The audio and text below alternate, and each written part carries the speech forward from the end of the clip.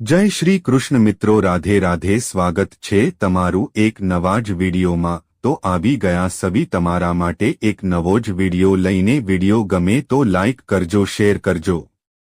હોળી પર વાળમાં લગાવો આ 4 વસ્તુઓ, રંગોની કોઈ અસર નહીં પડે અને ડેમેજ થતા બચાવશે। હોળીમાં વાળની સંભાળ રાખવી મુશ્કેલ થઈ જાય છે। આ દિવસે રંગ અને ગુલાલ વાળમાં જાય છે અને જમા થઈ જાય છે, જેને કારણે વાળ શુષ્ક અને ખરાબ થઈ જાય છે। આ સમયે આ 4 સરળ ટિપ્સ તમારા વાળની સંભાળ રાખવામાં મદદ કરશે। પરંતુ તે પહેલા તમે પણ ઈચ્છતા હોય માતા લક્ષ્મીના આશીર્વાદ તમારા ઉપર પણ બન્યા રહે તો વિડીયોને એક લાઇક કરીને કમેન્ટ બોક્સમાં જય લક્ષ્મી માતા અવશ્ય લખજો। અને હા, અમારી ચેનલ શ્રેષ્ઠ વાતો પર નવા હોય તો ચેનલને સબસ્ક્રાઇબ કરવાનું ભૂલશો નહીં। તો હવે વિડીયોની શરૂઆત કરીએ, જરા પણ મોડું કર્યા વિના। હોળીના આગમનને હવે થોડા જ દિવસો બાકી છે। આવી સ્થિતિમાં બધા તેની તૈયારીમાં જોડાયા છે। આ વર્ષે હોળી 14 માર્ચે છે અને તેના કારણે બજારમાં ભારે ભીડ જોવા મળી રહી છે।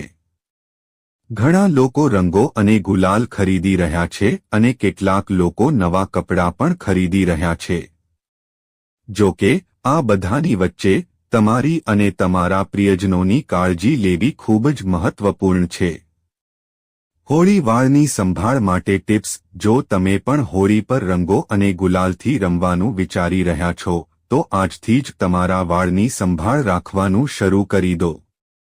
આ લેખમાં અમે તમને હોળી પહેલા અને પછી વાળની સંભાળ રાખવા માટેની ટિપ્સ વિશે જણાવીશું। Number 1, aloe vera gel. તમે તમારા વાળમાં એલોવેરા જેલ પણ લગાવી શકો છો। આ લગાવવાથી તમારા વાળ ચીકણા નહીં બને અને તે તમારા વાળને માત્ર મોઇશ્ચરાઇઝ જ નહીં કરે પણ રંગોથી પણ બચાવશે। નંબર 2, કન્ડિશનર અથવા સીરમ।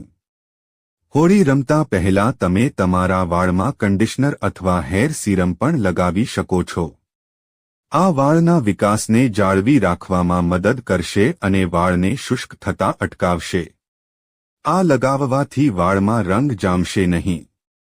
નંબર 3, તમારા વાળ ઢાંકો। હોળી રમતા પહેલા તમે તમારા વાળને યોગ્ય રીતે ઢાંકી શકો છો। આ સમય દરમિયાન તમે ટોપી અથવા સ્કાર્ફ પણ પહેરી શકો છો। નંબર 4, નારિયેળ તેલ। હોળીમાં રમવા જતા પહેલા વાળમાં નારિયેળનું તેલ લગાવી લો અને બાદમાં વાળને બાંધીને જાઓ। તેનાથી વાળ વધુ ડેમેજ નહીં થાય। આરોગ્ય અને સુખાકારી હેઠળ પ્રકાશિત સામગ્રી સામાન્ય જાણકારી ઉપલબ્ધ કરાવે છે। અહીં પ્રકાશિત લેખ તબીબ, વૈદ્ય, નિષ્ણાત અને રિસર્ચ આધારિત નિષ્કર્ષ પર છે। તમામ નિર્દેશોનું પાલન કરી વાંચકોની જાગૃતિ વધારવાના હેતુથી આ સામગ્રી તૈયાર કરાઈ છે। આ લેખ કોઈપણ રીતે યોગ્ય ઉપચારનો વિકલ્પ નથી। વધુ જાણકારી માટે હંમેશા નિષ્ણાત કે આપના ચિકિત્સકની સલાહ લેવી।